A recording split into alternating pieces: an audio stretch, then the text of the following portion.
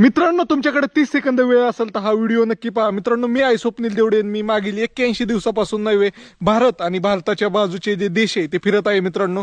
तर त्यामध्ये आपण नेपाळ, भूतान आणि म्यानमार हे देश फिरलो आहे आणि भारतातील आपण नव्हे आज 14व्या राज्यामध्ये प्रवेश केला आहे. तर आपण आसाममधनं मेघालय या राज्यात प्रवेश केलेला आहे मित्रांनो. तर मित्रांनो, मी बारामती महाराष्ट्रातनं ही पॅशन प्रो ही गाडी घेऊन इतक्या लांब आलोय मित्रांनो. तर हे पाहू शकताय आपली पाटी पण खराब झाली. आता भारत, नेपाळ, भूतान, म्यानमार यात्रा त्यामधील सगळं झालंय. भारतातल्या आपण 14व्या राज्यामध्ये भारत पण ऑलरेडी एक वेळेस मी फिरून काढलेला आहे मित्रांनो.